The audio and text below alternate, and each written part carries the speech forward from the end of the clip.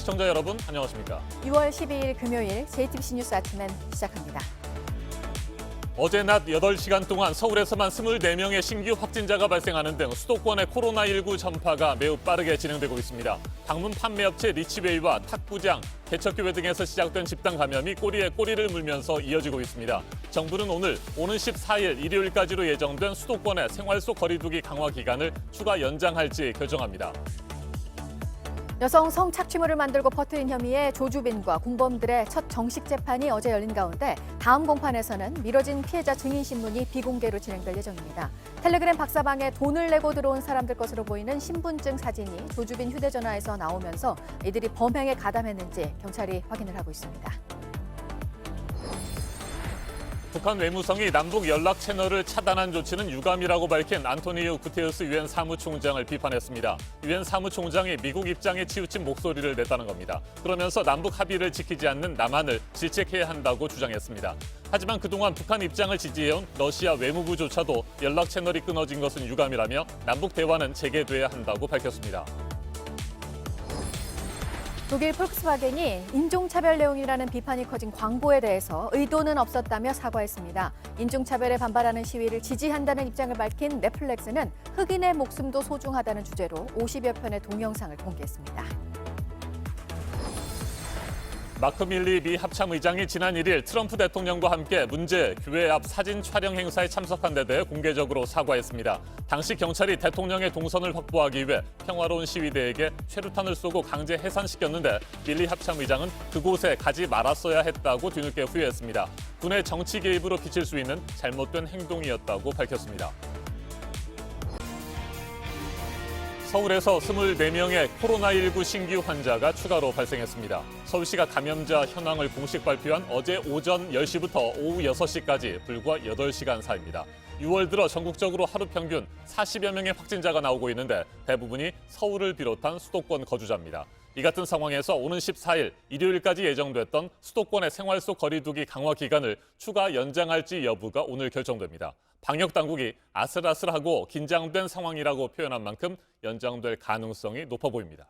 네, 최소한 현재 노력 이상은 더해져야 한다는 언급도 어제 했습니다. 지금의 조치를 연장하는 방안을 넘어서서 더 강화된 대책이 나와야 한다는 목소리도 높습니다. 강버들 기자가 전합니다. 6월 이후 지역사회에서 발생한 신규 환자의 약 97%가 수도권에서 발생하였습니다. 매우 아슬아슬하고 긴장된 상황이며 발생되는 상황을 뒤늦게 발견하고 쫓아가고 있는 5월 초 2명까지 떨어졌던 하루 신규 확진자 수는 6월 들어 평균 40명대로 크게 늘었습니다. 한때 지역 발생 0명을 기록하기도 했지만 최근 확진자 대부분은 수도권에서 나오고 있습니다. 어제 낮에만 서울에서 24명의 추가 환자가 보고되는 등 확산 속도도 빠른 상황입니다. 정부는 수도권에서 14일까지로 예정된 생활 속 거리두기 강화 기간을 연장할지 오늘 결정해 발표할 예정입니다. 최소한 그 이상의 어떤 노력들이 더해져야 되지 않을까 하는 것을 내부적으로 실무선에서는 고민하고 있는 상황입니다.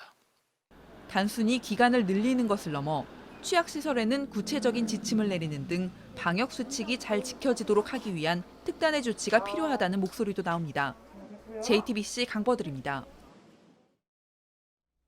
경기도 광명에 있는 기아자동차 소아리 공장에서도 2명의 확진자가 나왔습니다. 어제 생산 라인이 멈춰섰습니다. 박유미 기자가 보도합니다.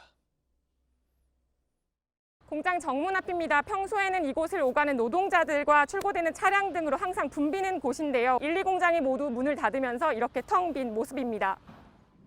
기아자동차 소화리 공장에서 직원 2명이 확진 판정을 받았습니다. 공장은 아침부터 문을 닫았고 핵심 인력을 제외한 직원 5천여 명은 출근하지 않았습니다. 생산은 중단됐습니다. 회사 측은 2사람이 각자 8일부터 휴가 중이었다고 했습니다. 한 사람은 지인 3명과 함께 지난 7일부터 1박 2일로 강원도 여행을 다녀왔습니다. 이 중엔 수원시 확진자도 있었습니다. 삼성전자 수원 사업장의 청소 용역업체 직원인데 양천구 탁구장에 다녀온 아들로부터 감염됐습니다. 또 다른 기아자동차 확진자는 양성 판정을 받았고 20대 아들도 감염이 확인됐습니다. 이 가족이 다니는 교회 교인들도 검사를 받고 있습니다. 확진자와 가족들이 예배에 참석했던 5월 31일, 6월 6일, 2월 7일 등의 함께 교회에 있었던 교인들 모두를 검사할 것입니다. 방역당국은 동료 직원들의 검사 결과를 보고 공장을 다시 열지를 결정하기로 했습니다. JTBC 박유미입니다. 방문 판매 업체에서 시작된 집단 감염도 계속해서 번지고 있습니다. 서울 관악구의 리치웨이와 관련된 한 부동산 업체에서 10명의 확진자가 나왔는데 이들 가운데 한 명은 최근 영화관에도 다녀왔습니다. 윤재영 기자입니다. 서울의 한 부동산 관련 업체입니다. 전 직원 60여 명 중 10명의 확진자가 나왔습니다. 직원 1명이 방문 판매 업체 리치웨이에 다녀온 뒤 전파된 겁니다. 지금은 업체의 불이 꺼지고 폐쇄됐습니다. 직원들은 일할 때 종종 마스크를 쓰지 않았던 걸로 보입니다. 부동산 관련해서 이제 전화나 이렇게 말을 많이 하니까 마스크 안 쓰고 말 많이 하면은 퍼질 수밖에 없지. 확진자 1명은 최근 영화 시사회도 다녀왔습니다. 3시간가량 약 140명이 같은 공간에 머물렀습니다. 대부분 마스크는 썼다고 전해졌습니다. 매일매일 방역을 했었고요. 좌석은 좀 많이 떨어져서 앉아 있는 상황이었습니다. 리치웨이에서 감염된 사람들은 교회, 직장, 콜센터 등으로 가서 바이러스를 퍼뜨렸습니다. 지금까지 리치웨이 관련 확진자는 116명인데 접촉으로 확진된 사람 수가 직접 방문자의 2배에 달합니다. 3차 감염도 나왔습니다. 리치웨이발 2차 감염자가 예배를 본 교회에서 확진자가 더 나왔습니다. 확진자 9명이 나온 인천의 한 교회도 신도 1명이 지난달 리치웨이에 들른 사실이 확인됐습니다. JTBC 윤재영입니다. 코로나19와의 싸움이 길어지면서 특히 일터의 방역이 중요해지고 있습니다. 그런데 쿠팡은 확진자가 나왔다는 사실을 노동자들에게 제대로 알리지 않아서 바이러스 확산을 키웠다는 지적을 받고 있습니다. 그 피해는 고스란히 노동자들의 몫입니다. 지금까지 쿠팡 관련 확진자는 140명이 넘습니다. 노동자의 가족들까지 감염됐습니다. 하지만 쿠팡 측이 책임을 인정하지 않고 있다는 것이 노동자들의 주장입니다. 강희영 기자가 보도합니다. 쿠팡 부천 물류센터에 첫 확진자가 나왔다고 알려진 건 지난달 24일입니다. 계약직 노동자 전모 씨는 안전하다는 회사의 말을 믿고 이틀 더 일했습니다. 걱정할 거 없다. 방역을 완전히 했고 우리들은 상관이 없으니까 일해도 된다고 하면서 작업장으로 보내버린 거예요. 결국 지난달 26일 전 씨와 가족 모두 확진 판정을 받았습니다. 최근 회사의 사과를 요구하자 이런 답변이 돌아왔습니다. 가이드라인도 지침도 다 따랐고 국가의 방침이라든지 좀 방역이라든지 적시 이루어졌고 저희가 뭔가를 잘못했다 이렇게 단정적으로 판단하기는 조금 어려움이 있어요. 당시 회사는 연장 근무까지 지원받았습니다. 하지만 복수의 노동자들은 서로 촘촘히 붙어 일하고 방한복을 돌려입는 등 바이러스가 쉽게 번질 수 있는 상황이었다고 말합니다. 취재진이 확인한 당시 노동자들의 단체 대화방엔 불안해하는 모습이 그대로 담겨 있습니다. 혹시나 해서 니네들 들었냐 그랬더니 못 들었다. 불안하니까 물어봐가 대답이 없었어요. 기본적인 권리를 말하는 노동자에게 관리자는 선동하지 말라고 말합니다. 다 알아야 되는 상황이거든 그거는. 전부 그래서 자기가 선택을 해야 되는 거잖아요. 물어볼 수 있는 부분들이고요. 쿠팡 측은 24일 오전 방역 작업을 마친 뒤 업무를 재개했고 코로나에 대해 노동자들에게 모두 알렸다고 해명했습니다. 하지만 노동자와 가족의 고통은 계속되고 있습니다. 다 흐지부지 잊혀지면 그걸 바라는 거잖아요. 그럼 저는 지금 제 가정도 깨졌고 제 아이는 지금 어저께도 면접 보러 오라 그랬는데 면접도. JTBC 강연입니다. 텔레그램 박사방 운영자 조주빈의 휴대전화 2대 가운데 한 대에서 신분증 사진이 수십 장 나온 것으로 확인됐습니다. 유료 회원들로 의심됩니다. 수사기관에서는 범행 가담 여부를 조사하고 있고 법원은 조주빈이 가지고 있는 삼성전자 주식도 범죄 수익으로 보고 묶어놨습니다. 신아람 기자입니다. 경찰이 확보한 조주빈의 휴대전화는 갤럭시 S9과 아이폰 2대입니다. 지난달 중순 경찰은 S9의 암호를 풀고 사진과 동영상을 확인해왔습니다. 취재 결과 지금까지 발견된 신분증 사진만 수십 장인 걸로 파악됩니다. 박사방 유료 회원들로 의심됩니다. 경찰은 신분증 주인이 실제 범행에 가담했는지를 확인하고 있습니다. 조주빈은 혐의가 더해져 재판에 또 넘겨질 가능성이 큽니다. 최근 얼굴 사진을 도용해 명예를 훼손한 혐의로도 고소를 당했습니다. 조주빈은 어제 공범 2명과 함께 첫 정식 재판을 받았습니다. 영상을 만들고 배포한 건 맞지만 피해자들을 협박하거나 성폭행하지 않았다는 주장을 폈습니다. 법원 밖에선 엄정 처벌을 촉구하는 목소리가 울려 퍼졌습니다. 가해자가 제일 나쁜 놈이지만 피해자도 조금 잘못하긴 했다는 시선을 완전히 차단하고 싶습니다. 재판부는 오는 25일 피해자 2명을 증인으로 부릅니다. 조주빈 일당과 방청객들을 법정에서 내보낸 뒤 재판을 진행합니다. 최근 법원은 현금 1억여 원에 이어서 암호화폐 지갑 15개, 삼성전자 주식 등 조주빈의 범죄 수익을 묶어놓는 결정을 내린 걸로 확인됐습니다. JTBC 신아람입니다. 북한 외무성이 남북 연락 채널을 차단한 조치는 유감이라고 밝힌 안토니우 구테우스 유엔 사무총장을 비판했습니다. 유엔 사무총장이 미국 입장에 치우친 목소리를 냈다는 겁니다. 그러면서 남북 합의를 지키지 않는 남한을 질책해야 한다고 주장했습니다. 하지만 그동안 북한 입장을 지지해온 러시아 외무부조차도 연락 채널이 끊어진 것은 유감이라며 남북 대화는 재개돼야 한다고 밝혔습니다. 백종훈 기자입니다. 북한 외무성이 대변인 이름으로 안토니우 구테우스 유엔 사무총장을 비난하는 입장을 밝혔습니다.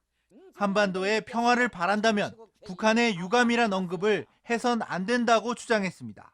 앞서 지난 10일 유엔 사무총장은 남북 연락 채널이 끊어진 데 대해 유감이란 성명을 냈습니다.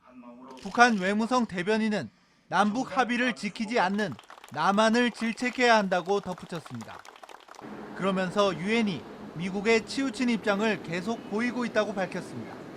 북한 외무성은 유엔이 북한의 주권이 침해될 땐 언급이 없다가 미국의 유리한 입장만 밝힌다고 주장했습니다. 이어 유엔이 특정 세력의 정치적 도구가 되어선 안 된다고 했습니다. 하지만 북한 입장을 그동안 지지해온 러시아 외무부도 남북의 연락 채널이 끊어진 것은 유감이라고 현지 시간 11일 밝혔습니다. JTBC 백종훈입니다. 남북 간 통신선이 다 끊기고 북미 간에도 교착 상태가 이어지고 있습니다. JTBC가 국내외 석학들과 외교부 당국자들 간에 이루어진 화상회의에 단독으로 참여했습니다. 참석자들은 오는 11월 미국 대선 때까지는 북미 간의 대화가 이루어지기 어렵지만 그렇다고 북한이 미국과의 대화를 완전히 차단할 것 같지는 않다고 입을 모았습니다. 정재윤 기자가 보도합니다. 북한 외무성은 어제 미국을 향해 제지반 정돈부터 하라고 했습니다. 그러면서 남북 문제에 참견하지 않는 게 당장 코앞에 이른 대통령 선거를 무난히 치르는 데도 유익할 것이라고 말했습니다. 앞서 미국 국무부가 남북 통신선을 차단한 북한을 향해 실망했다고 밝힌 데 대한 반격입니다. 세종연구소 주최로 화상회의에 참여한 국내외 석학들은 트럼프 대통령이 미 대선이 있는 11월 이전 김정은 국무위원장과 대화 테이블에 앉을 가능성은 없다고 전망했습니다. Political issues in the United States have been overwhelming over the last couple of months. The pandemic is still raging here in the United States. Is very unlikely. I think as well to add, I mean, typically foreign policy doesn't get that much focus in U.S. presidential elections anyway. 김정은 위원장도 11월 이전에 북미 관계를 흔들 순 없을 걸로 내다봤습니다. 트럼프 대통령의 재선이 김 위원장에겐 더 낫다는 겁니다. I don't think there's any chance that Kim Jong-un would try to rock the boat, and President Trump doesn't want to rock the boat. From the DPRK's point of view, Trump is a very good partner to go with. 다만 한미 당국은 북한이 미국과의 대화를 완전히 차단할 생각은 아닌 것 같다고 평가했습니다. He made it clear that the DPRK has not completely closed down the door for further dialogue with Washington. JTBC 정재윤입니다. 고전 명작으로 꼽히는 영화 바람과 함께 사라지다지만 영화 속에 흑인 착취 또 백인 우월주의 내용이 들어갔다는 이유로 한 동영상 서비스 목록에서 지금 사라진 상태입니다. 또 다른 영상 서비스 업체에서는 흑인들의 목숨도 소중하다는 주제로 동영상 수십 편을 올려놨는데요. 독일 폴크스바겐은 광고가 문제가 됐습니다. 논란이 커지자 해당 광고를 내렸던 회사 측이 사과를 했습니다. 백종훈 기자입니다. 폭스바겐의 자동차 광고입니다. 착시 효과를 이용한 짧은 영상입니다. 가까이 있는 백인 여성의 손이 멀리 보이는 흑인 남성을 조종하는 것처럼 만들었습니다. 마지막엔 백인 여성의 손가락이 흑인 남성을 치는 장면도 나옵니다. 흑인 남성이 빨려 들어간 카페의 이름도 비판을 받았습니다. 작은 식민지 거주자라는 뜻의 뿌띠 콜론입니다. 온라인 공간에선 인종차별적 광고라는 비판이 일었습니다. 결국 폭스바겐은 지난달 이 광고를 내리고 공식 사과했습니다. 그러면서도 인종차별 의도는 없었다고 해명했습니다. 인종차별 항의 시위가 계속되면서 시위를 지지하는 업체들의 움직임도 보입니다. 미국의 동영상 서비스 업체 넷플릭스는 흑인의 목숨은 소중하다는 주제로 관련 영상 목록을 공개했습니다. 이들 영상은 영화와 드라마, 다큐멘터리 등 50여 편으로 인종차별과 흑인들의 경험담을 담았습니다. JTBC 백종훈입니다. 시위대를 해산시키고 교회 앞에서 사진을 찍어서 거센 비판을 받았던 미국 트럼프 대통령. 이 자리에 함께했던 미국 국방장관에 이어서 합참 의장도 가지 말았어야 했다면서 공식적으로 사과를 했습니다. 인종차별 시위 속에서 트럼프 미국 대통령과 군 수뇌부 사이의 갈등이 깊어지고 있습니다. 워싱턴에서 박현영 특파원이 전해왔습니다. 마크 밀리 미 합참의장이 트럼프 대통령의 교회 앞 사진 촬영 행사에 함께 간 것에 대해 사과했습니다. 그곳에 가지 말았어야 했다. 사과는 명료했습니다. 군이 국내 정치에 개입한다는 인식을 불러일으킨 게 잘못됐다고 했습니다. I should not have been there. My presence in that moment and in that environment created a perception of the military involved in domestic politics. 그의 사과는 현지 시간 11일 진행된 국방대학교 졸업식 영상 메시지 말미에 나왔습니다. 군 지도자가 될 졸업생들에게 자신의 실수를 교본 삼아 당부의 말도 건넸습니다. As senior leaders, everything you do will be closely watched. And I am not immune. As many of you saw the result of the photograph of me at Lafayette Square last week, that sparked a national debate about the role of the military in civil society. 밀리 합참의장은 지난 1일 트럼프 대통령과 함께 백악관에서 맞은편 교회로 갔습니다. 대통령 옆에서 걸었고 전투복 차림이었습니다. 경찰은 대통령 동선을 만들기 위해 평화적으로 시위하던 시민들을 최루탄을 쏴서 강제 해산시켰습니다. 이후 마크 에스퍼 국방장관은 시위 진압의 연방군 투입 가능성을 시사한 트럼프 대통령 방침에 공개적으로 반대했습니다. 밀리 합참의장 발언에 대한 백악관 반응은 아직 나오지 않았습니다. 잇따른 군 수뇌부 항명이 트럼프 대통령에게 타격을 줄 수 있다는 관측이 나옵니다. 워싱턴에서 JTBC 박현영입니다. 네, 코로나19와 관련해서 중국이 다시 긴장하고 있습니다. 베이징에서 거의 2달 만에 내부 감염으로 보이는 확진자가 나온 건데요. 베이징을 최근 벗어난 적이 없었고 그렇다면 지역사회 내에서 감염이 됐을 가능성이 커서 감염 경로를 중국 당국이 파악하고 있습니다. 이 확진자가 사는 곳이 시진핑 주석을 포함한 중국 최고 지도부가 업무를 보는 곳과 2.5km 거리에 있습니다. 조보경 기자입니다. 중국 현지 매체 펑파이 등에 따르면 베이징시는 어제 코로나19 확진자 1명이 새롭게 발견됐다고 발표했습니다. 베이징 도심에 사는 52살 탕모 씨로 열이나 병원을 찾았다가 양성 판정을 받은 겁니다. 특히 탕 씨가 사는 곳은 시진핑 주석이 업무를 보는 중난하이와 2.5km 떨어진 지역입니다. 탕 씨 자택은 중국 주요 정부기관이 입주한 창안제와는 불과 500m 떨어진 곳이라 당국의 긴장감도 커지고 있습니다. 탕 씨는 최근 몇 주 동안 베이징을 떠난 적이 없는 걸로도 조사됐습니다. 지역사회에서 감염됐을 가능성이 큰 건데 베이징에선 지난 4월 중순 이후 지역 감염 사례가 보고되지 않았습니다.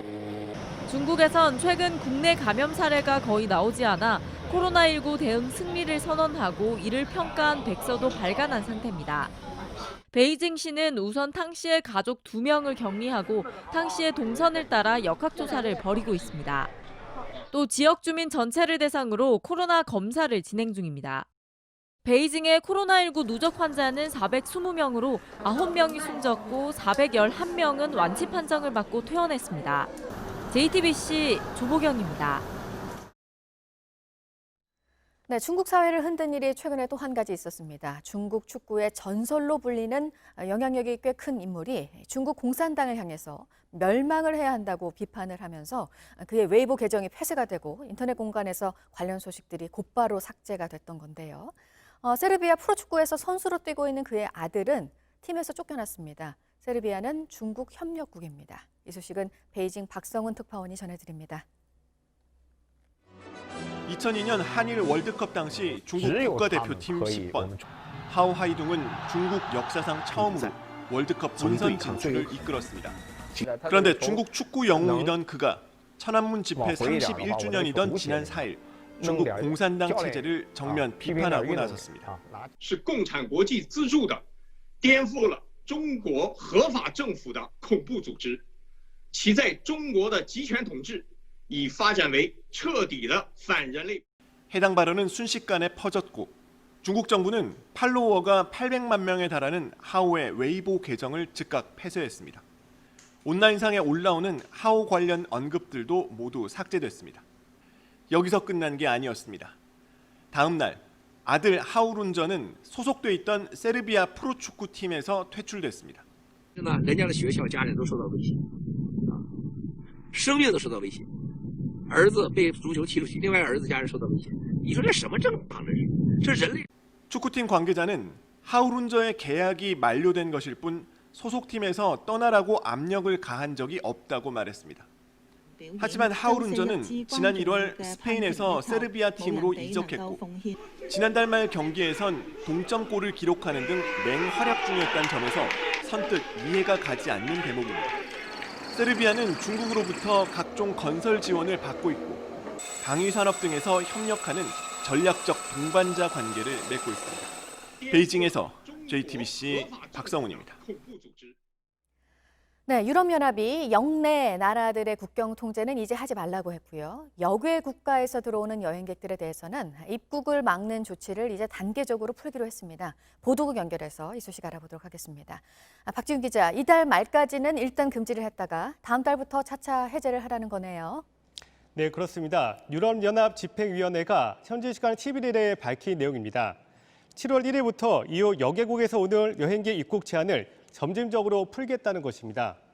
이후 정상들은 지난 3월 17일에 제3국 국민에 대한 여행 금지 조치에 합의한 바가 있었습니다.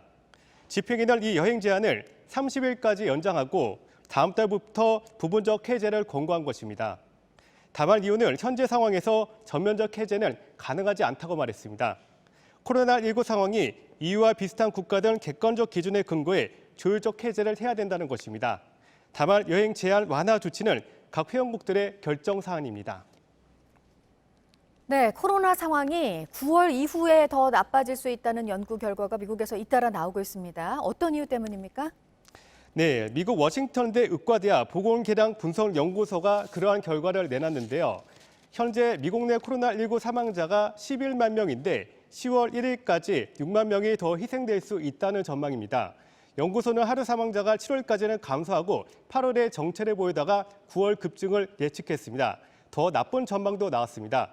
하버드 국제보건연구소 아시시 자소장은 9월쯤에는 추가로 10만 명 사망자가 나올 것이라고 내다봤습니다. 자소장은 지금 대부분의 미국인들이 다시 봉쇄에 들어가려고 하지 않는다고 지적했습니다. CNN은 자체 집계를 통해서 메모리얼 데이 이후 코로나19 입원 환자가 12개 주에서 증가하고 있다고 분석했습니다. 끝으로 스티븐 뮤누신 미국 재무장관이 홍콩으로의 미국 자본 이동 제한을 고려하고 있다는 소식입니다. 홍콩 보안법 제정에 대한 보복 조치로 보이는데요. 지난주 트럼프 대통령은 금융당국 규제협의체에 중국 기업들이 미국의 회계 기준을 따르지 않는데 우리는 미국 투자자를 보호해야 한다고 지시한 바 있습니다. 뮤누신 장관도 중국의 회계 문제 이슈를 점검하고 있다면서 다양한 권고를 할 것이라고 말했습니다. 이 밖에 새로 나온 소식을 8시 이후에 다시 연결해서 알려드리겠습니다. 지금까지 아침에 찍은 JTBC 박지윤입니다.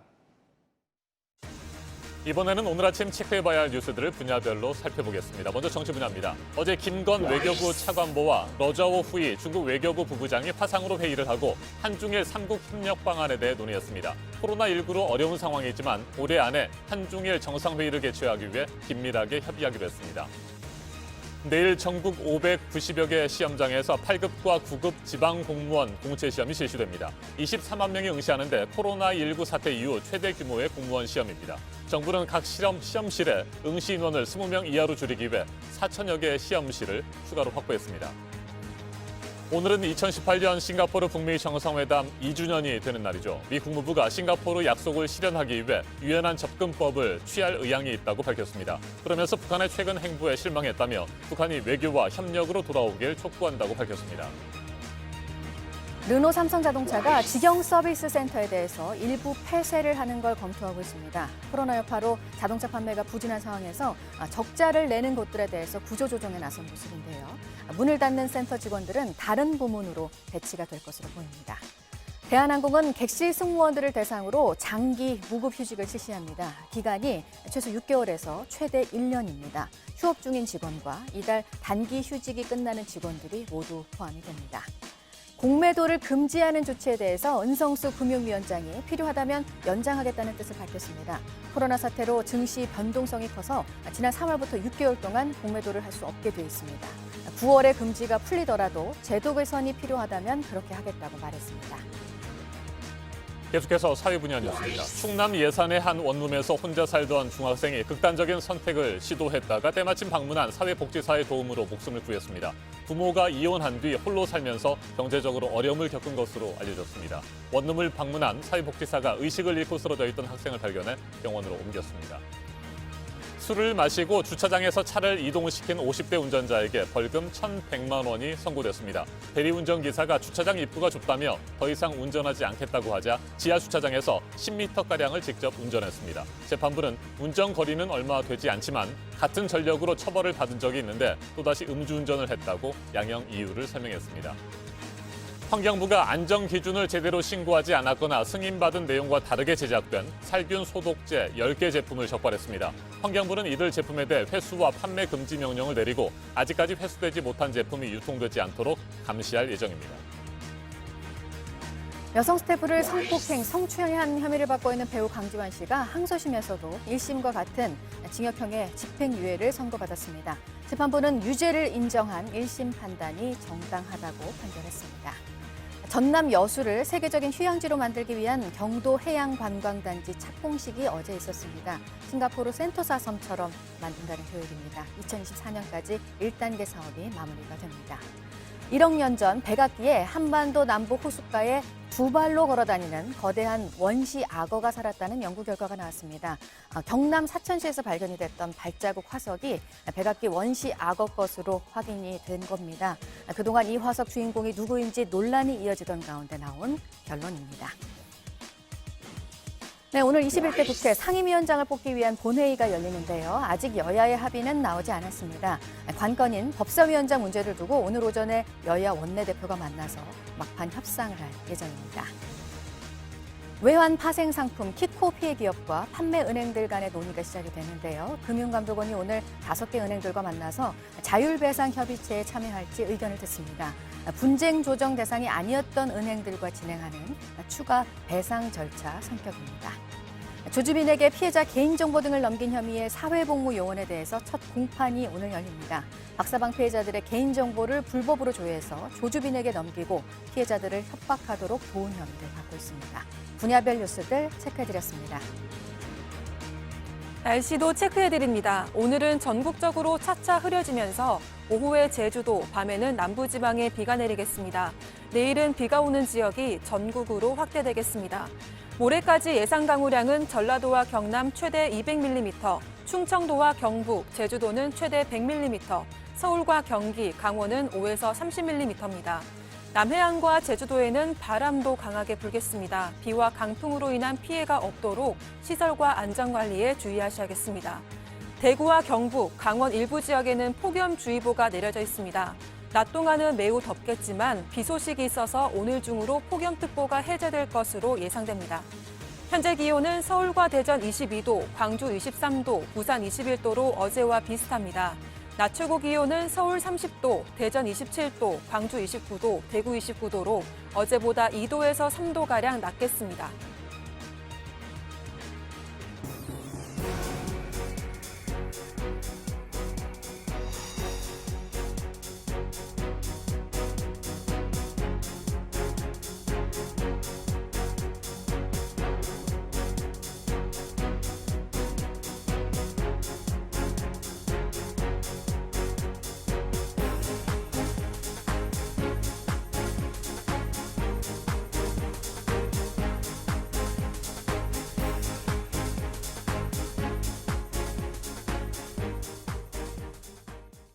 충남 서산에서 술이 덜 깬 상태로 SUV 승용차를 몰던 운전자가 학교에 가려고 횡단보도를 건너던 8살 초등학생을 치어 숨지게 했습니다. 혈중 알코올 농도는 면허 정지 수준이었습니다. 정영재 기자입니다. 가방을 맨 아이가 뛰어갑니다. 길을 건너려다 달려오는 차에 부딪힙니다. 차량은 한참을 더 가서야 멈춥니다. 그제 오전 8시쯤 8살 A군이 SUV 차량에 치였습니다. 의식은 거의 없었고요. 피가 많이 나 있었어요. 병원으로 옮겼지만 숨졌습니다. SUV 운전자의 혈중 알코올 농도는 0.031%, 면허 정지 수준이었습니다. 전날 집에서 막걸리를 마셨다고 말했습니다. 경찰은 윤창호법 적용을 검토 중입니다. 아이가 차에 치인 지점입니다. 이 교통섬으로 가는 작은 횡단보도가 있는 곳인데요. 이쪽으로 와보시면 차량들이 신호 없이 우회전해서 곧바로 내려오는 곳인데 과속 방지턱이 있지만 소용이 없었습니다. A군은 학교에 가던 길이었습니다. 사고가 난 곳엔 가족들과 학부모들이 가져다 놓은 국화꽃만 남았습니다. 사고가 난 곳은 A군이 다니던 초등학교와 120m밖에 떨어져 있지 않습니다. 근처 아파트 단지 아이들이 학교에 가려면 건너야 하는 곳입니다. 여기가 신호가 바뀌면 아이들은 이제 저 신호만 보고 여기서 신호 받으려고 막 뛰어가거든요. 하지만 이곳은 어린이 보호구역이 아니었습니다. 보호구역이 지정된 24년 전엔 아파트 단지가 없었기 때문입니다. 서산시는 이곳까지 어린이 보호구역을 확대하는 방안을 검토 중입니다. JTBC 정영재입니다. 어제 저녁 7시 35분쯤 동해고속도로 속초 방향 하조대 나들목 부근에서 23살 장모 씨가 몰던 1톤 화물 트럭이 중앙 분리대를 들이받았습니다. 조수석에 타고 있던 장 씨의 아버지가 머리를 다쳐서 병원으로 옮겨졌지만 숨졌고 장 씨는 얼굴과 팔을 다쳤습니다. 경찰은 졸음운전 여부 등 정확한 사고 원인을 조사하고 있습니다. 검찰이 검언유착 의혹을 받고 있는 채널A 이모 기자를 어제 피의자 신분으로 불러서 조사했습니다. 검찰은 이 기자가 현직 검사장으로 추정되는 인물과 실제로 통화했는지 등을 확인한 것으로 전해졌습니다. 검찰은 채널A 본사 압수수색에 이어서 최근 취재보고 라인에 있던 사회부장 등 채널A 기자 3명의 휴대전화도 압수했습니다. 이 같은 상황에서 충분한 증거를 확보했다는 판단 아래 의혹 당사자를 소환한 것으로 보입니다. 정의기억연대가 운영하는 마포 쉼터 평화의 우리집에 머물던 길원옥 할머니가 어제 쉼터를 떠났습니다. 길할머니는 어제 오전 양아들인 황선희 목사가 도착하자 함께 쉼터를 나선 것으로 전해졌습니다. 마지막으로 남아있던 길할머니가 떠나면서 평화의 우리집은 현재 비어있는 상태입니다. 정의연은 쉼터를 제공한 명성교회와 쉼터 정리를 두고 논의할 예정이라며 할머니가 안 계신 상황에서는 운영 전망이 불투명하다고 전했습니다.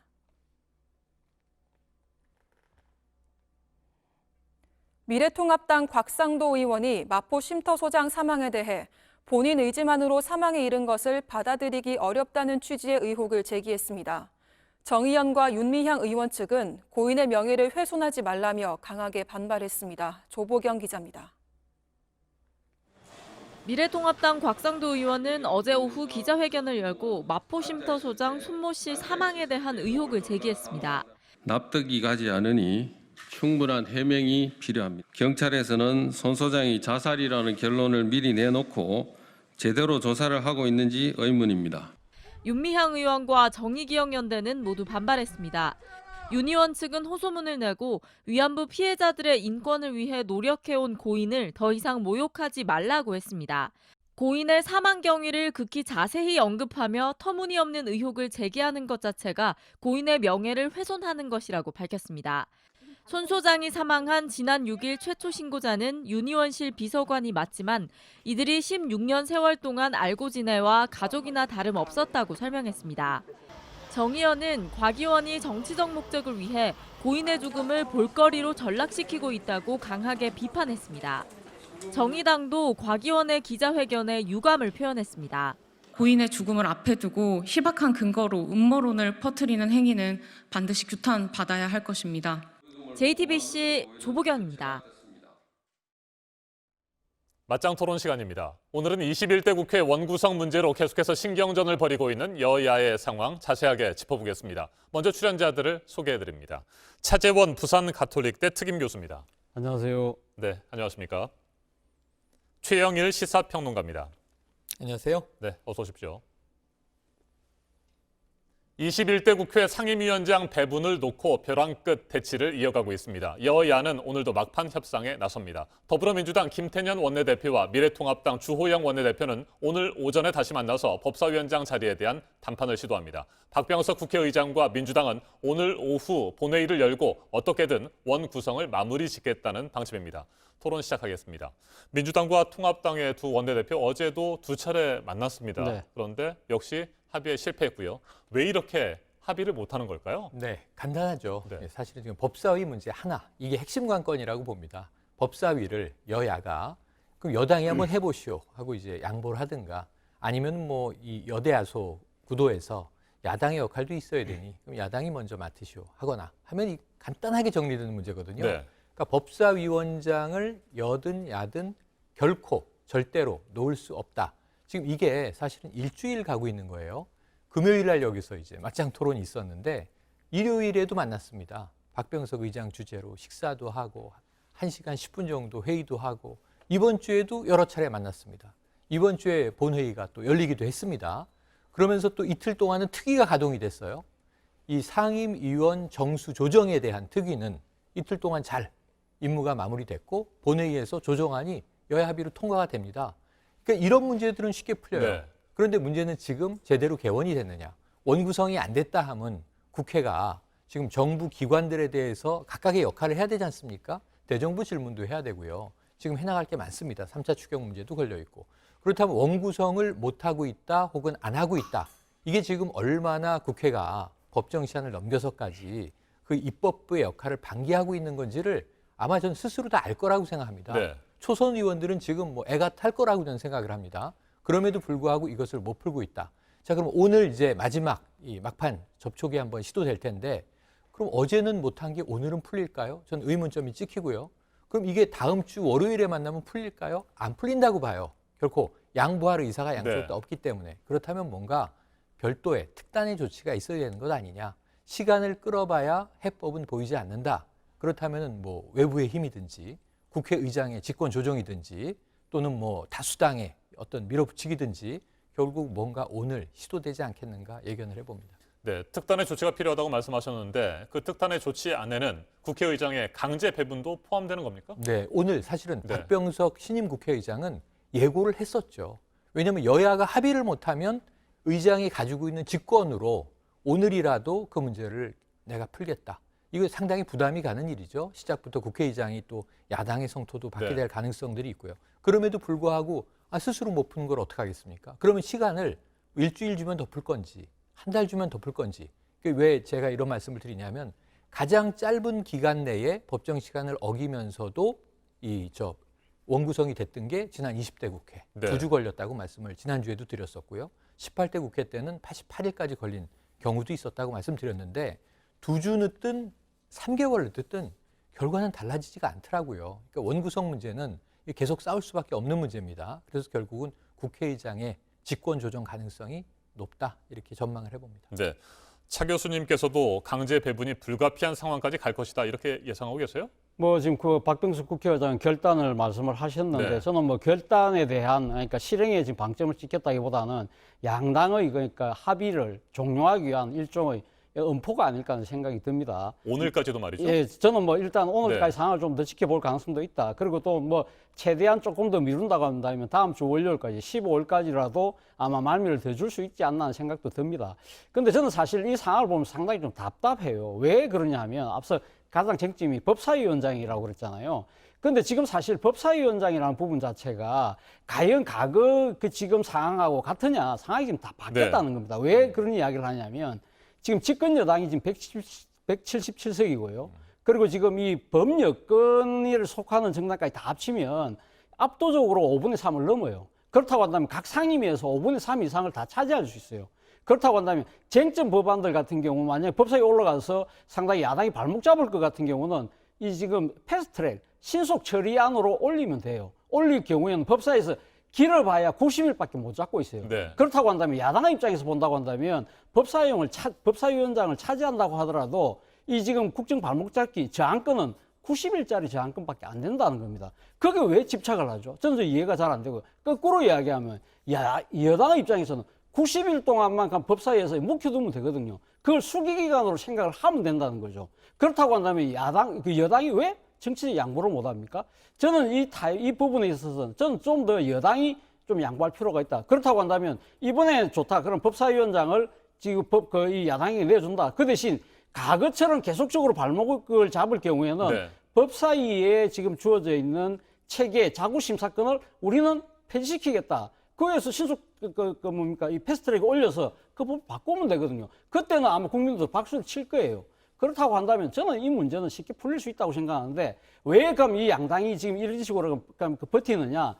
어떻게 보면 이 지금 여당 입장에서는 초장부터 확실하게 본때를 보여줘야 돼. 이런 생각이 깔려 있는 것 같고요. 야당 입장에서는 초반부터 만만하게 보시면 안 된다는 정치적인 나름대로의 오기랄까요? 이런 것들이 깔려 있다는 것이죠. 그렇다고 한다면 저는 이 자그마한 차이가 상당히 큰 지금 이 형태로 나타나고 있는데 이 부분에 있어서 여야가 정치력을 모으지 못한다고 한다면 저는 21대 국회도 상당히 희망이 없다고 아마 국민들은 판단할 수밖에 없지 않겠습니까? 그렇다고 한다면 이러한 따가운 국민들의 질책이 네. 저는 뭐 오늘 또 좀 더 나가서 이번 주말을 통해서라도 충분하게 간격을 좁힐 수 있지 않을까라는 조심스러운 기대를 갖고 있습니다. 네, 최 평론가님. 네. 여당은 야당의 발목 잡기 가능성을 우려하고 있지만 말이죠. 네. 야당 입장에서는 정부와 여당에 대한 비판이 독주. 필요하잖아요. 네네. 견제도 해야 되고요. 맞습니다. 네, 맞습니다. 그런 부분에서는 어느 정도의 상식적인 배분도 필요하다 이런 지적이 있습니다. 예, 맞습니다. 그런데 원구성에 대해서 지금 차 교수님 아주 중요한 지적을 네. 해주셨어요. 왜냐하면은 어떻게 여가 가져가든 야가 가져가든 이 다른 운영의 면은 없느냐? 운영의 면은 많아요. 그동안 국회에서 벌어진 사실은 심지어는 이 선거법 개정에 대해서 비례정당까지 띄우고 네. 그걸로 지난 총선을 치렀던 정당들 아닙니까? 그 수는 어떻게든 찾아내죠. 법 개정의 취지도 이 자의적 해석을 하고 이런 상황이 정치권에서는 비일비재 벌어지는데 예를 들면 한마디로 말씀드리면 자 위원장을 야당이나 여당이 가졌다. 그럼 나머지 상임위원 정수 조정했잖아요. 며칠 전에.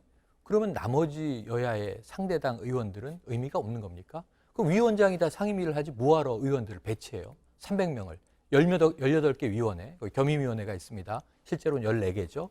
여기 위원들을 다 배치해놓고 지난번에 말씀드렸지만 금태섭 의원 경고 한 번 내렸을 때 뭐라 그랬어요? 위헌적인 네. 경고 조치다.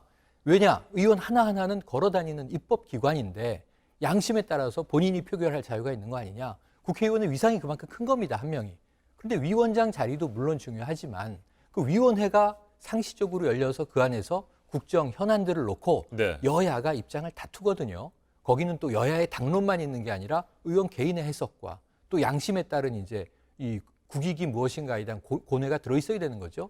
그런데 의원은 다 거수기처럼 되고 법사위원장 하나 안 가지면 지금 300명 국회가 안 움직이는 것처럼 싸우고 있단 말이죠. 지금 여야 원내대표들이 두려워하는 것은 아까 말씀하신 기싸움의 양상이 있습니다. 자, 우리가 이제 거대 여당이 됐는데 자, 힘을 좀 행사해야 되는 거 아니야? 국민들이 그러라고 다수당 만들어준 거 아니야? 또 야당은 밀리면은 끝없이 밀릴 텐데 네. 이 첫 전초전에서 우리가 밀려서는 안 되지 하는 기싸움이 깔려 있는데 또 하나 그들이 두려워하는 것은 전 주호영 원내대표와 김태년 원내대표가 이걸 못 풀 사람들이 아니에요. 네. 근데 푸는데 좋아. 그럼 여러 가지 방법을 짜고 법사위를 상대 쪽에 넘기면요.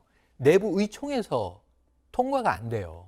무능력한 원내사령탑이 돼버리는 거예요. 지금 초선 의원들도 많지 않습니까? 네. 어찌 보면 전의를 불태우는 의원들이 많은데 내부 리더십에 대한 고민도 원내사령탑인 대표들에게 있는 거예요.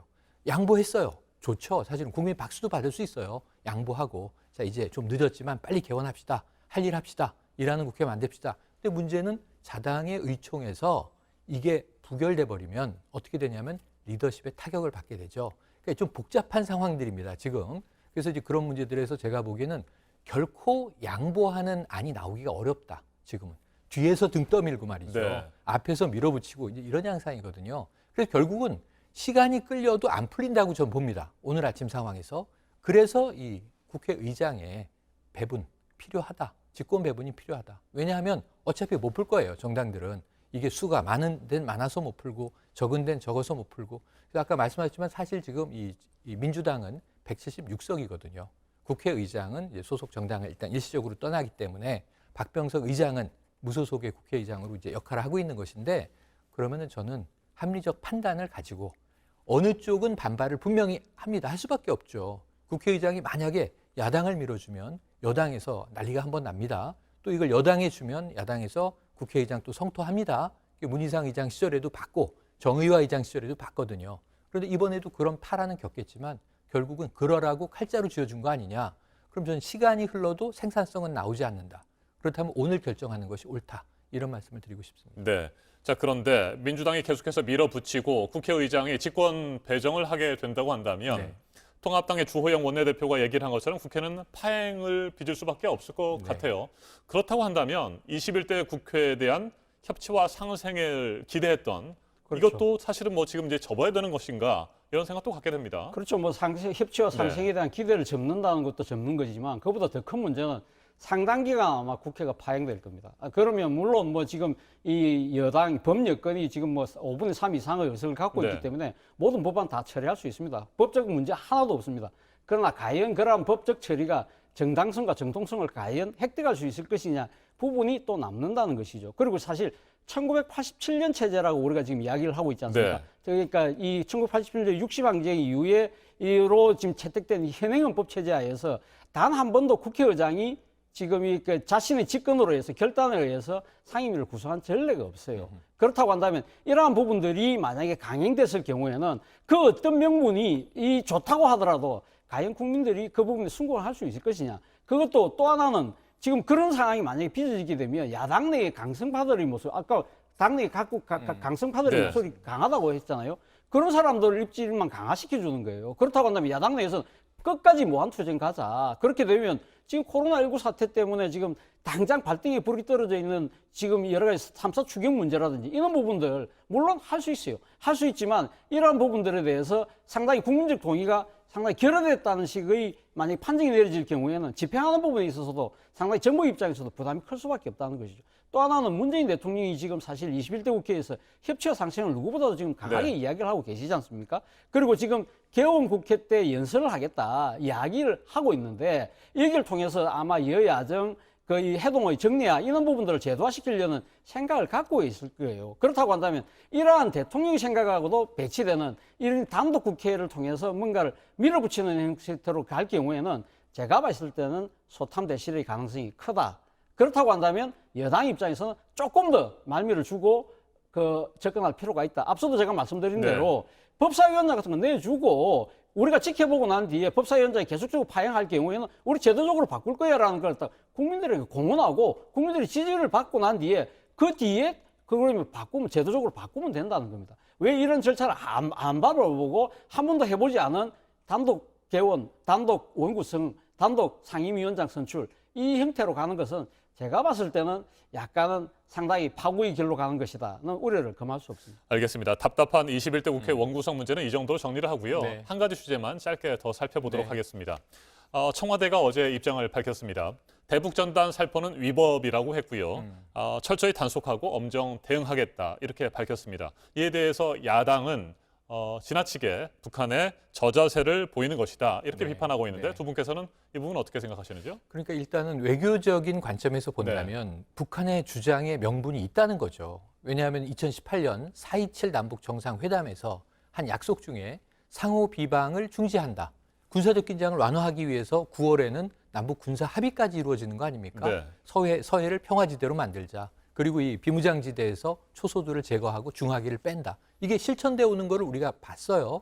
그런데 문제는 뭐냐면 이제 이 북미 교착이 길어지고 이 핵폐기 프로그램이 제대로 작동하지 않고 지금 트럼프 미국 대통령은 대선에 눈이 가 있는데 중국과 싸워야 되죠. 조지 플로이드 사태 터졌죠. 북한은 우선순위에서 쭉 떨어진 겁니다. 그러니까 북한이 결국은 붙잡고 뭔가 압박도 하고 좀 협력을 요청할 수 있는 것은 우리 쪽밖에 없는데 문제는 이제 북한이 늘 그래 왔듯이 떼쓰기로 이제 시작을 하는 거죠. 저는 이제 명분은 북한 쪽에 있는데 왜냐하면 상호 비방하지 않기로 하고 확성기도 중단됐고 뭐 북측에서도 전단 안 날릴 테고 당연히. 근데 우리 쪽에서만 대북 전단이 날아간다. 근데 우리 고민은 정부가 이걸 결코 주도하지 않지만 민간 단체에서 하는 걸 민주주의 국가라 막을 방법이 없다. 하지만 북한은 그걸 이제 빌미로 잡아서 우리를 압박하고 나온 거죠. 그래서 저는 두 가지가 필요하다고 봐요. 국내에서 대북 전단 살포는 중단시킬 수 있는 방법들을 법제도적으로 찾아서 그것을 실천해 나가면서 북한에 우리가 오히려 역으로 강하게 압박을 네. 이 압박이라고 하는 것은 자 핵폐기의 수순과 더불어서 남북 협력은 강화하자라고 하는 이야기를 해야 되는데 우리가 조금 실기했어요. 우리가 좀 뒤늦게 움직인 것 같습니다. 그러니까 정부가 처음에 얘기한 남북교류협력법으로 처벌할 수 없다. 처벌할 수 없습니다. 그래서 남북교류협력법은 지난달부터 통일부가 이미 개정을 예고하고 있었어요. 이런 상황에서 지금 나오고 있는 이제 좀 부랴부랴 나온 보관이 다른 법안으로 이것을 막을 방법들이 있으니 법 개정은 천천히 하더라도 막자. 이게 나왔는데 혼란스러워 보인 것은 사실이죠. 네. 차 교수님께서는 네. 어제 청와대 입장 발표 어떻게 평가하세요? 저는 뭐 불가피한 측면이 있다고 생각합니다. 사실 대북 전단 문제가 남북 관계 긴장을 넘어서 파탄으로 간다고 한다면 이건 묵과할 수 없다. 그렇기 때문에 청와대에서도 상당히 이례적인 그러니까 이게 침묵을 깨고 이례적으로 이 국가안전보장회의를 소집해서 네. 강한 지금 이 조치를 내놨는데요. 사실은 뭐 4.17 판문점 공동선언에도 보면 지금 남북 간에 그러니까 지금 그러니까 상방의 그 비방을 안 하겠다면서 그 지금 전단 살포하지 말자는 이야기도 있고요. 사실 보수 정권이라고 하는 1971년 7.4남북 공동성명에도 상방의 지금 비방을 자제 안 한다고 이야기하면서 대북 전단 살포 안 한다는 조항까지 있어요. 그런 조항을 본다고 한다면 저는 청와대가 하는 것은 당연히 맞다고 봅니다만 그러나 아무리 바빠도 그러니까 지금 바늘의 허리에다가 실을 갤 수 없다는 속담이 있습니다. 자, 그렇다고 한다면 이 관련된 이 대북 전단과 관련해서 지금 현재 이 남북 그 관계 교류법 자체로 처벌할 수 없다는 것이 불과 며칠 전에 정부 입장이었어요. 근데 이게 한 6일 만에 바뀌어서 그 법을 유권 해석을 달리해서 이걸 갖다 그 법을 적용을 해서 단속을 하겠다는 식의 네. 오락가락 이러한 부분들은 지나치게 대북 이 좀 저자세로 국민들에게 비칠 가능성이 높다는 겁니다.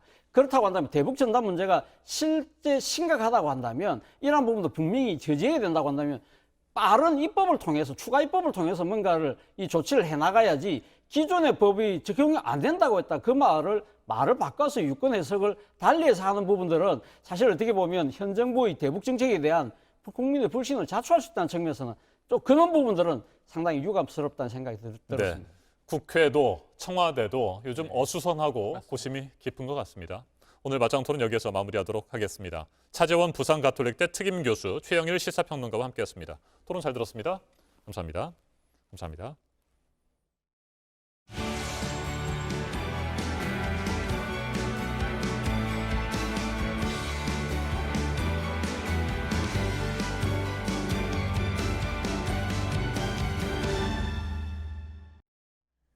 네, 금요일 아침 7시 54분 지나고 있습니다. 엄마, 아빠, 또 동생들과 살았지만 다락방에 혼자 갇혀 지냈고 어른들도 무서울 만한 곳을 지나 옆집으로 탈출까지 해야 했던 아이. 이 아이가 겪어온 귀를 의심할 만한 소식들이 계속 전해집니다. 그럼 왜 이런 아이를 그동안 아무도 도와주지 못했는지 우리는 또 고민해야 합니다. 먼저 배승주 기자입니다. 경남 창녕의 한 신축 빌라가 9살 A양 가족의 보금자리입니다. 그런데 A양은 가족과 함께 지내지 못했다고 털어놨습니다. 꼭대기 다락방에 홀로 갇혀 지냈다고 했습니다. 부모가 때때로 목에 쇠사슬을 감아 베란다에 묶어 자물쇠를 채웠다고도 했습니다. 밥을 먹을 때나 화장실에 갈 때만 풀어줬다는 겁니다. 식사도 하루 한 끼가 전부였습니다. 지난달 29일 A양은 어머니의 감시가 소홀한 틈을 타 다락방 창문을 열고 옆집으로 탈출했습니다. 건너편이 A양 집입니다. A양이 옆집으로 오기 위해선 이곳을 거쳐올 수밖에 없는데요. 5층 높이의 비타진 경사면을 맨발로 건너온 겁니다. 어른도 겁이 나 지나가기 힘든 곳입니다. 사무실로 쓰다 보니 문도 안 열어놓고 이래가지고 한편으로는 다행이고 거의 뭐 목숨 걸고 온 거죠. 이렇게 목숨을 걸고 옆집에 온 A양은 가장 먼저 컵라면에 물을 부었습니다. 그리고 인기척이 나자 달아났습니다. 두려움에 도움을 요청하지는 못했습니다. 누룽지는 이제 먹다 만든 적이 있었고요. 짜파게티는 물만 받쳐져 있는 새가 그대로 그 상태였는데 이제 저희가 화장실 갔다가 나오니까 짜파게티는 이제 들고 나간 거죠. A양은 경찰에 충격적인 사실을 더 털어놨습니다. 어머니가 200도 이상 열을 가열해 쓰는 글루건 접착제를 발등에 썼다는 겁니다. 불에 달군 쇠젓가락으론 발바닥까지 찢었다고 했습니다. 의붓 아버지는 뜨거운 프라이팬에 A양 손가락을 찢었는데 그 이유가 믿기 어렵습니다. 지문을 없애 집으로 돌아오지 못하게 하기 위해서였다고 A양은 말했습니다. A양은 구조 당시 골절의 빈혈, 눈부리 멍과 화상 등 온몸에 상처가 있었습니다. 집으로 돌아가기 싫다며 부모의 처벌을 요구했습니다. 병원에서 입원 치료를 받고 있는 지금이 너무 행복하다고도 말했습니다. JTBC 배승주입니다.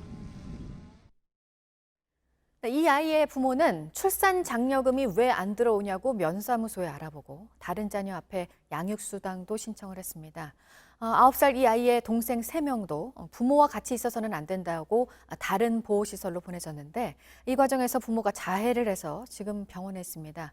병원에서 나오는 대로 경찰 소환 조사가 있을 것으로 보입니다. 구석찬 기자입니다. 그냥 학대 수준이나 애 죽이려고 했나 이런 생각이 애를 그 정도로 했다는 건 진짜 거의 악마거든요 진짜. 자녀를 학대하는 순간에도 부모는 각종 복지 혜택을 챙기기 바빴습니다. 신청한 출산 장려금 1,000만 원이 제때 지급되지 않는 것 같다며 면사무소에 독촉한 겁니다. 저번 주쯤에 언제든 나오는지 그걸 알아보려고 했잖아. 둘째와 셋째를 어린이집에 보내지 않는다며 양육수당도 신청했습니다. 내 자녀를 키우면서 매달 90만 원을 이미 수당으로 받았는데 이 양육수당을 더해 이번 달부터는 130만 원을 받을 수 있게 된 겁니다. 둘째와 셋째가 유아학비 대상자로 시설을 미이용하기 때문에 돈으로 받습니다. 어저께 신청 변경을 했습니다. 그제는 자해소동까지 벌였습니다. 나머지 3 자녀를 보호하기 위해 떼놓으려 하는 과정에서 일어난 겁니다. 이들은 9살 딸이 평소 말을 잘 듣지 않아 훈육했을 뿐이라며 머리 등 신체 일부를 자해했습니다. 억울하다는 겁니다. 4층인 집에서 뛰어내리려고도 했습니다. 비상 상황에 대비하던 경찰과 소방당국이 급히 막아 큰 불상사는 없었습니다. 경찰은 이들을 인근 병원에 입원시켰습니다. 회복되는 대로 피의자 신분으로 조사해 구체적인 학대 혐의를 확인할 방침입니다. JTBC 구석찬입니다.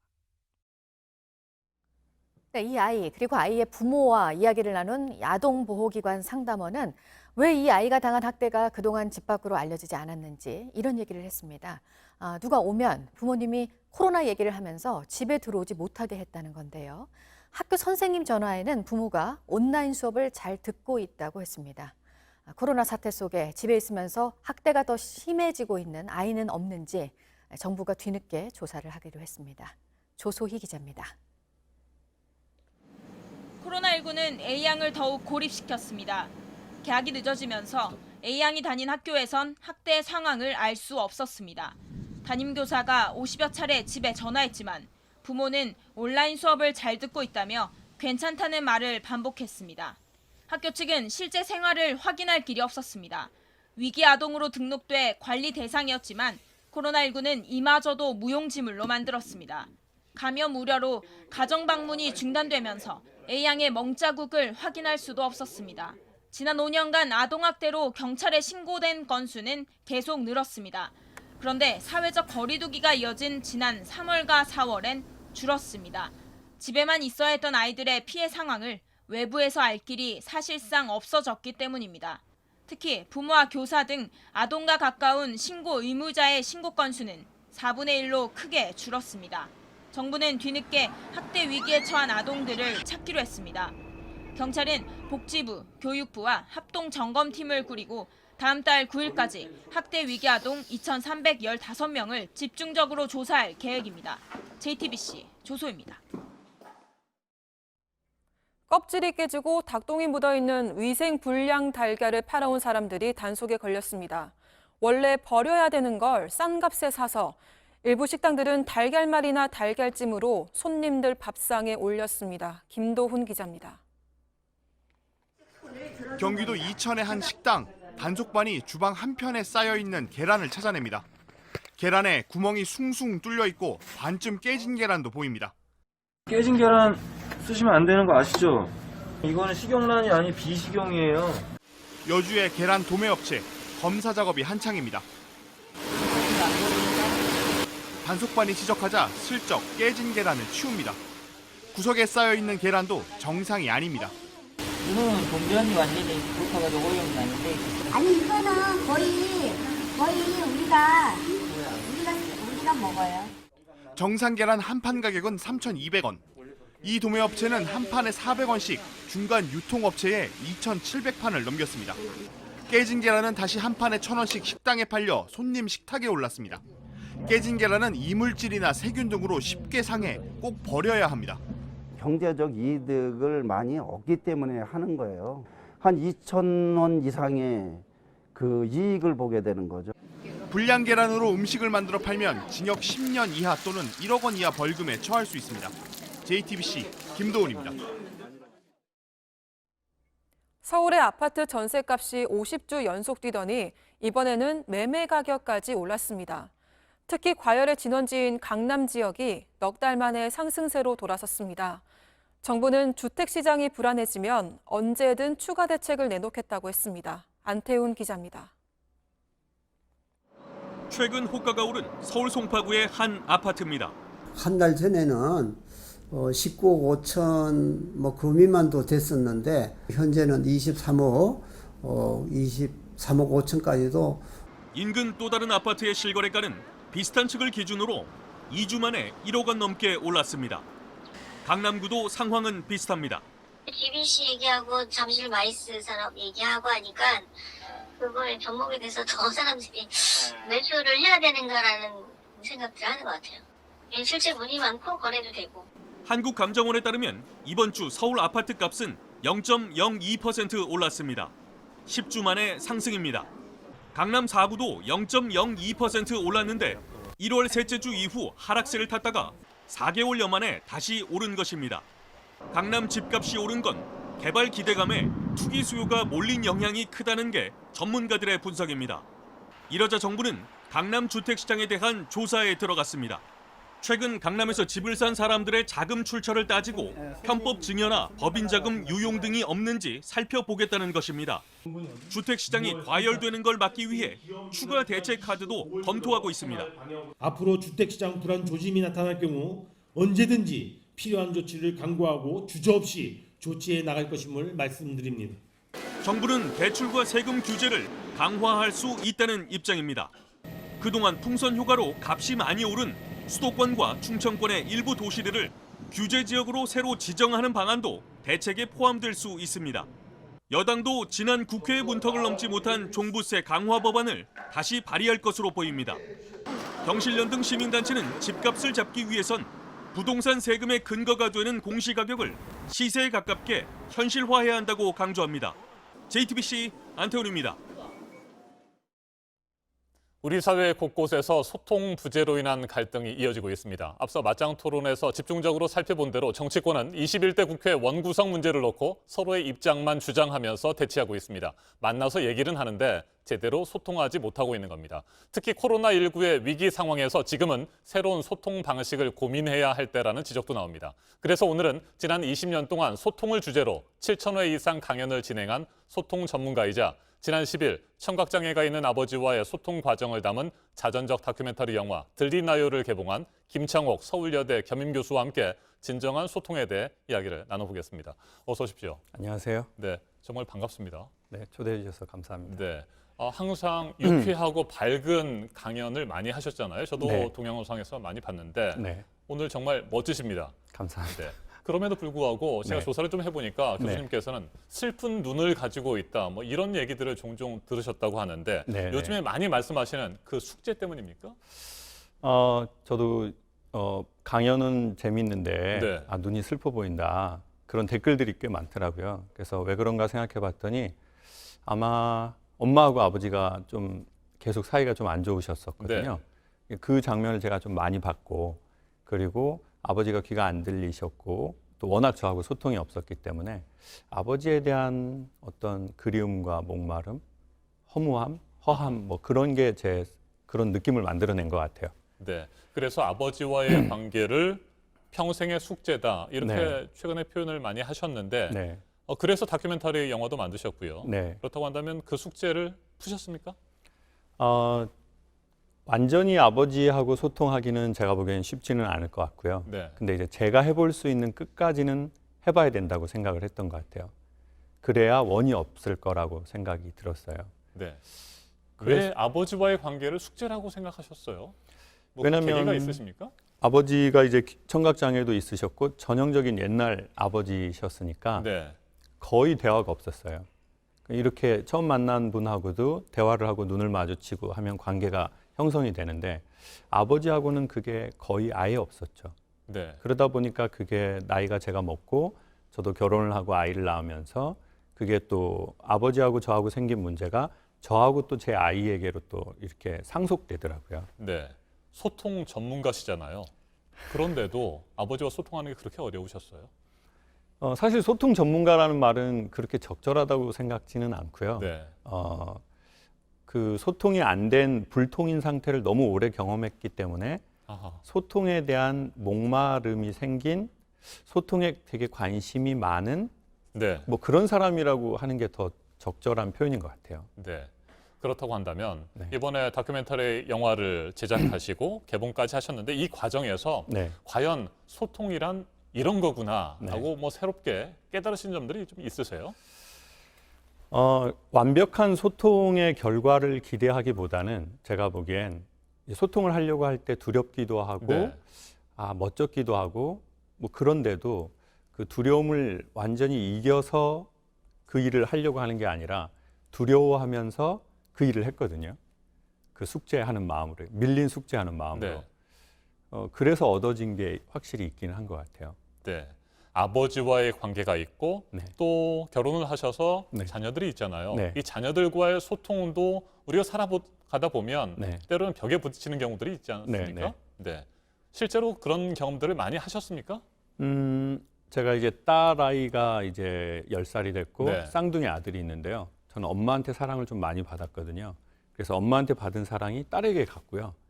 근데 이제 아버지하고 관계가 어색한 게 쌍둥이 아들에게 가버리더라고요. 네. 그래서 딸에게는 되게 제가 살갑게 대하고 쌍둥이 아들들한테는 좀 엄격하게 했던 것 같아요. 이렇게 뭘 잘못하면 이거 왜 이래 이거 군대 갈래? 약간 이렇게 네. 그 5살짜리 애들한테 농담 반 진담 반으로 제가 엄격하게 대했던 것 같아요. 네. 그러니까 이제 애들이 나중에 조금씩 크고 저를 아빠라고 안 부르고 이제 누나의 이름을 누나가 이제 은혜인데 저보고 은혜 아빠라고 부르더라고요 어느 날. 그래서 야 이건 문제가 심각하다. 당황스러우셨겠습니다. 네. 그리고 제 눈치를 많이 보고. 네.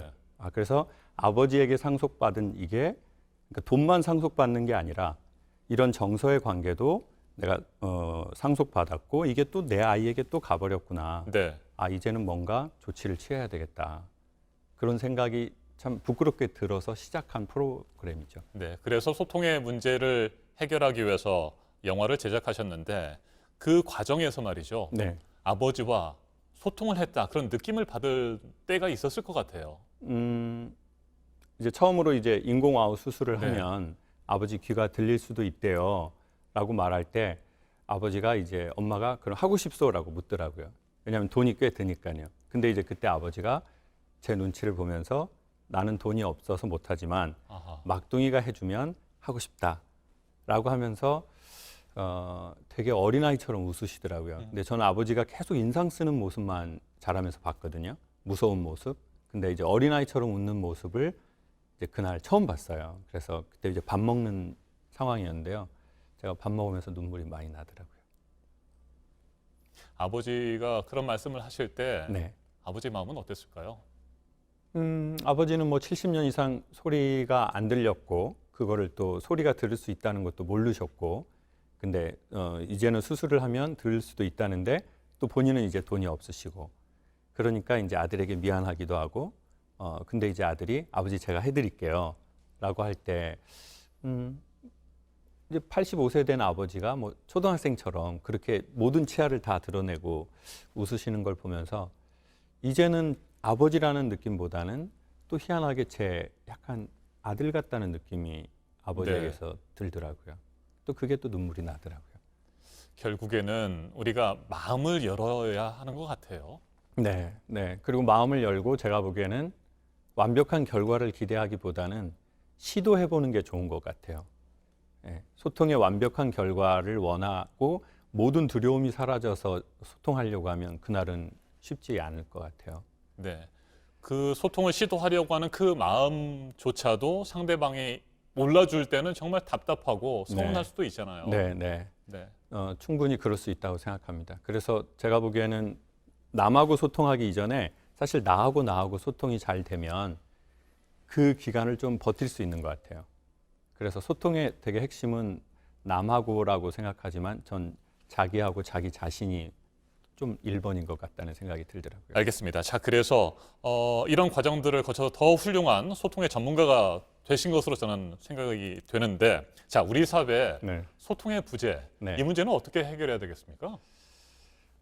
그거는 아까 또 말씀드렸던 것처럼 어쩌면 소통의 부재, 즉 불통이 네. 저는 그 불통이 목마름이 되어서 소통에 대해서 더 관심을 갖게 되었다고 네. 생각해요. 예, 그리고 확실히 관계가 소통하려면 영화 날씨아이라는 영화에 보면 날씨를 맑게 하기 위해서 누군가가 기도를 하는데 그때 이 사람은 조금씩 자기의 생명을 잃어가거든요. 네. 그래서 제가 보기에 누군가가 소통을 원한다면 조그만한 자기의 재물을 좀 바쳐야 되는 것 같아요.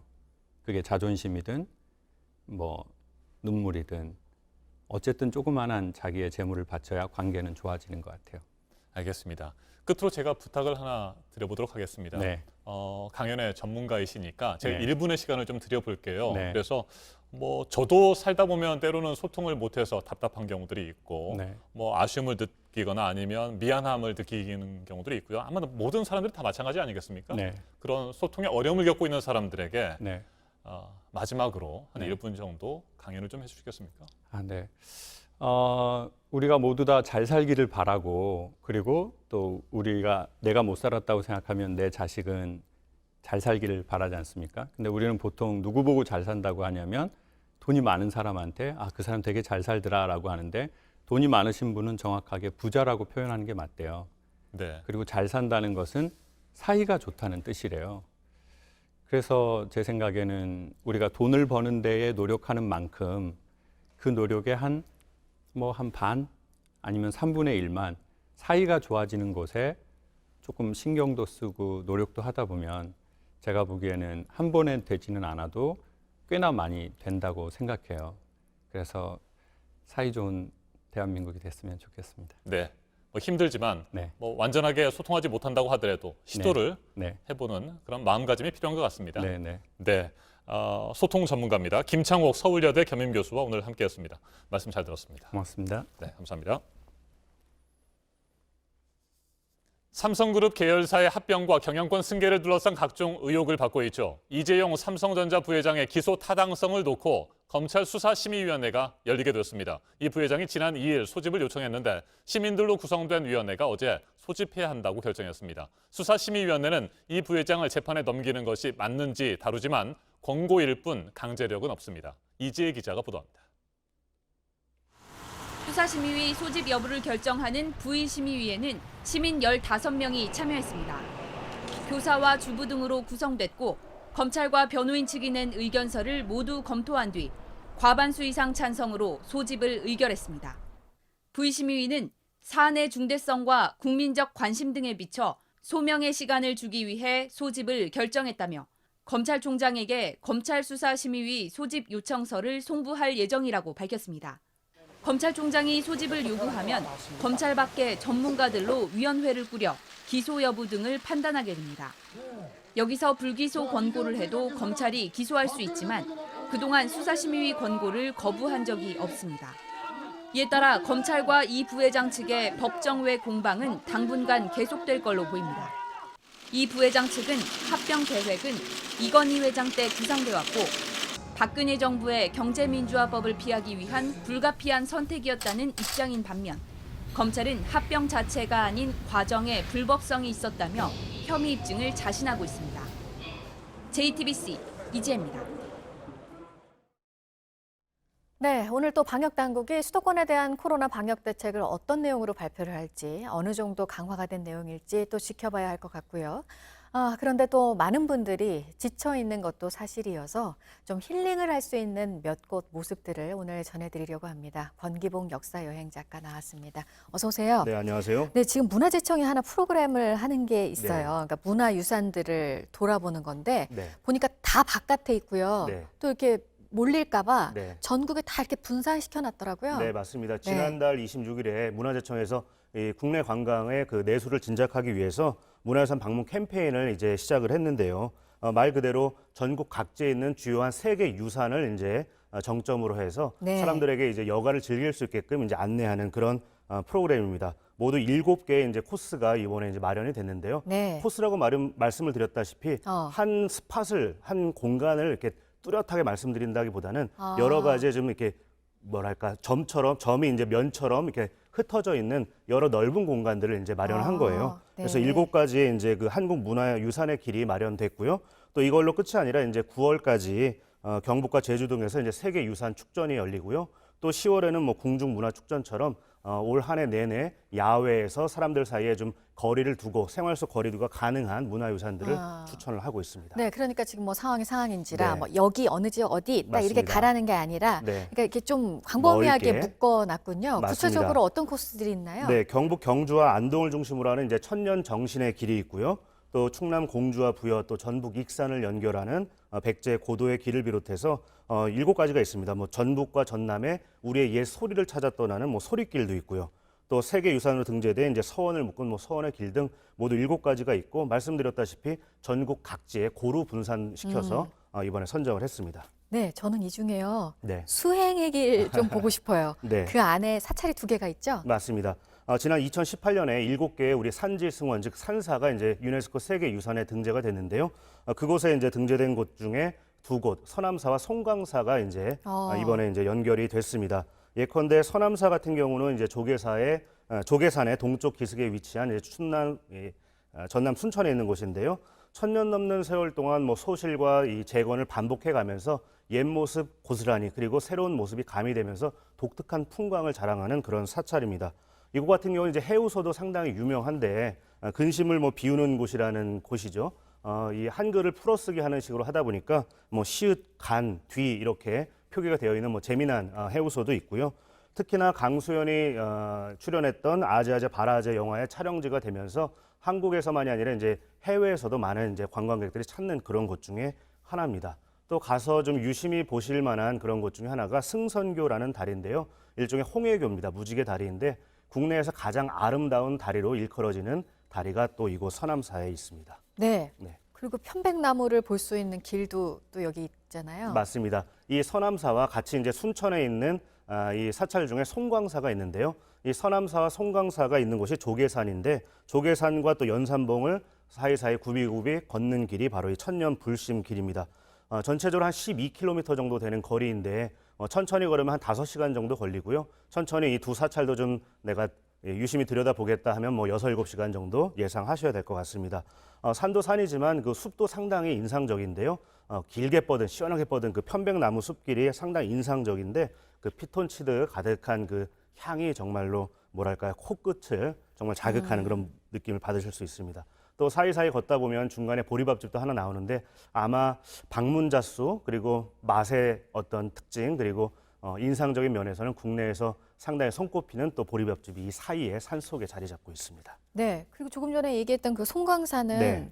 이 이름이 또 소나무 맞습니다. 때문인 거죠? 네, 소나무가 아주 넓게 웅장하게 펼쳐져 있어서 소나무 송에 넓을 광자를 쓰는 송광사인데요. 1300년이 넘는 어마어마한 역사를 지니고 있어요. 우리가 국사 혹은 뭐 한국사 시간에 배웠던 보조국사 진울을 비롯한 여러 국사와 또 고승들을 배출한 아주 유서 깊은 그 승보 사찰입니다. 이곳 같은 경우는 상당히 화려한 그런 모습을 띠고 있는데요. 서남사가 좀 고즈넉하고 고요한 느낌이라면 송광사는 상당히 웅장하면서도 화려한 맛을 느끼실 수 있을 겁니다. 그래서 이 두 사찰을 비교해 보면서 한번 돌아보시는 것도 상당히 유의미한 그런 시간이 될 것 같아요. 네, 여기 주변에 그리고 호수도 또 있다면서요. 맞습니다. 서남사 같은 경우는 이제 상사호를 끼고 있고요. 또 송광사는 이제 주암호를 끼고 있는데 이 호수를 끼고 있다 보니까 다른 어떤 산지승원, 산사들과 다르게 상당히 뭐랄까요, 운치 있는 그런 멋을 느낄 수 있는 곳입니다. 그래서 일부러 이제 호수변 하이킹을 오시는 분들도 있고 또 이제 드라이브를 즐기시는 분들도 있는데 그렇게 이제 돌아보는 방법도 있고요.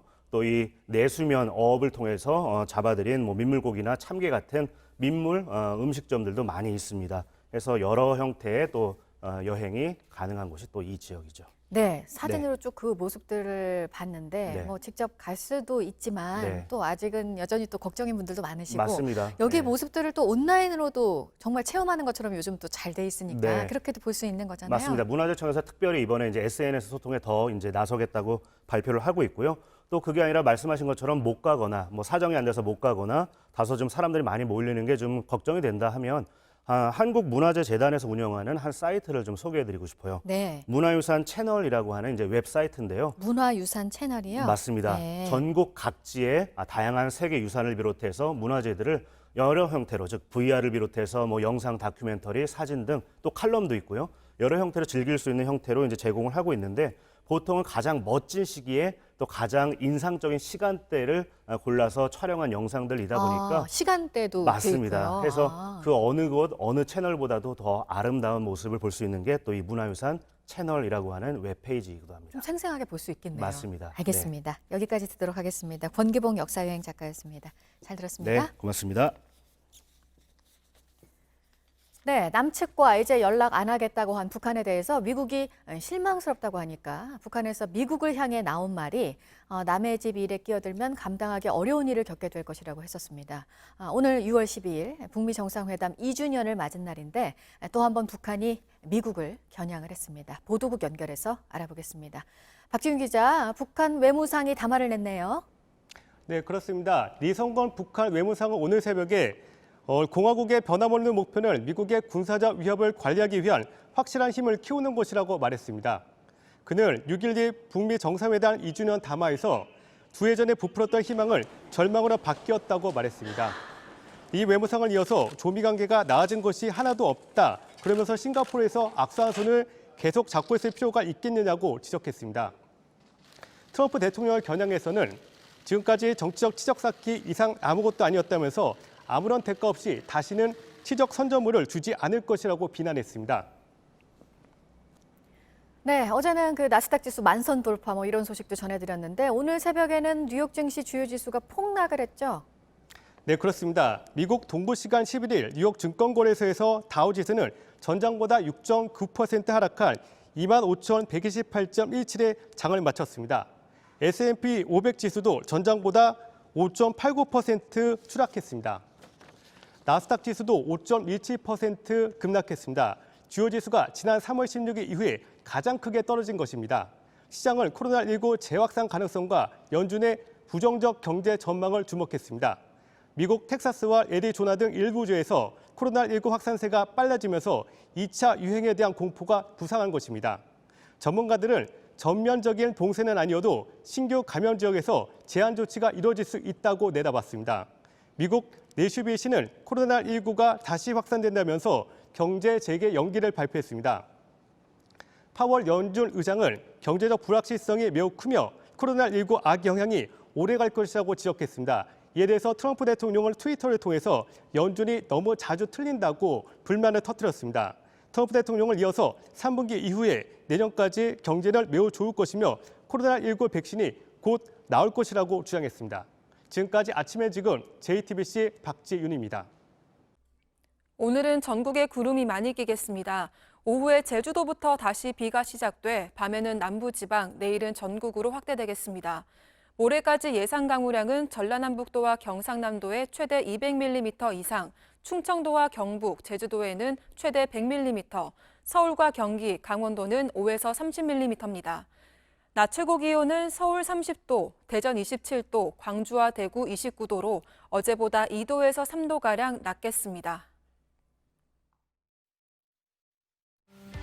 아침엔 뉴스워치, 오늘 하루 관심을 가지고 지켜봐야 할, 기억해야 할 뉴스 끝으로 정리해드립니다.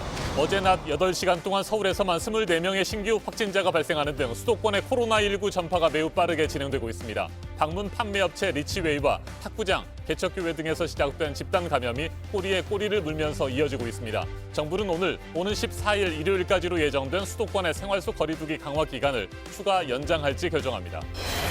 여성 성착취물을 만들고 퍼뜨린 혐의의 조주빈과 공범들의 정식 재판이 어제부터 시작된 가운데 오늘은 피해자 개인정보를 조주빈에게 넘긴 혐의의 사회복무요원에 대한 첫 공판이 열립니다.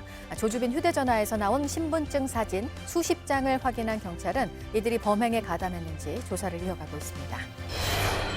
북한 외무성이 남북 연락 채널을 차단한 조치는 유감이라고 밝힌 안토니우 구테우스 유엔 사무총장을 비판했습니다. 유엔 사무총장이 미국 입장에 치우친 목소리를 냈다는 겁니다. 그러면서 남북 합의를 지키지 않는 남한을 질책해야 한다고 주장했습니다. 하지만 그동안 북한 입장을 지지해온 러시아 외무부조차도 연락 채널이 끊어진 것은 유감이라며 남북 대화는 재개돼야 한다고 밝혔습니다. 21대 국회 법사위원장을 포함한 상임위원장 문제를 두고 여전히 대치하고 있는 여야가 오늘 본회의를 앞두고 협의를 이어갑니다. 합의가 나오지 않을 경우 박병석 국회의장이 어떤 결단을 내릴지도 주목됩니다. 오늘 전해드릴 소식은 여기까지입니다. 이상으로 JTBC 뉴스 아침엔 금요일 순서 모두 마치겠습니다. 건강한 주말 보내시기 바랍니다. 고맙습니다.